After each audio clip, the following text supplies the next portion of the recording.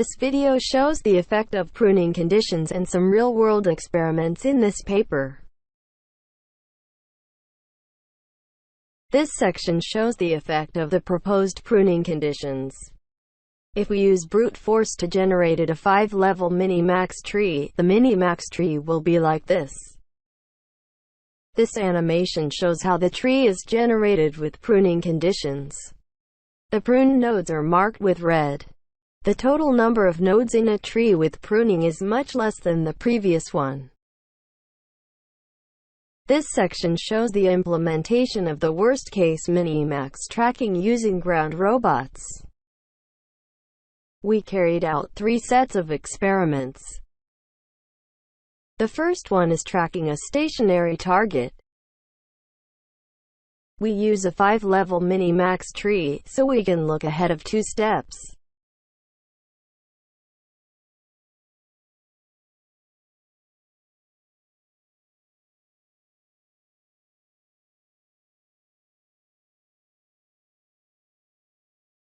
The second indoor experiment is tracking a target that moves in a straight line.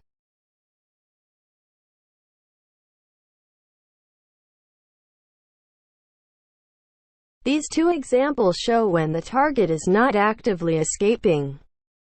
The robot can still track the target using our mini-max algorithm.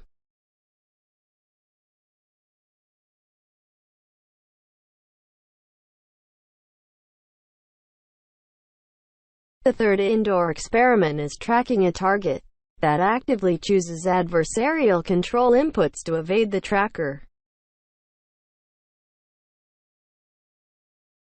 The target will be smart enough and try to escape from the robot.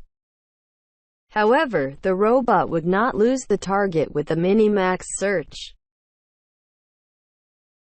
In all cases, we see that the mini-max algorithm with pruning drives the robot towards the target.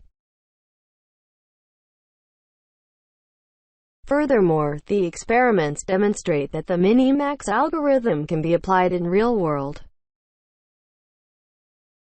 This section presents the outdoor experiment that a UAV tracking a stationary target using mini-max. We present the last steps of the outdoor experiment. The measurement is obtained by a noisy GPS sensor placed on the target. The UAV took off manually and then switched to the autonomous mode. The unit step of the UAV is set as 10 meters. This also shows the online mini-max tracking algorithm with pruning can be applied on actual hardware.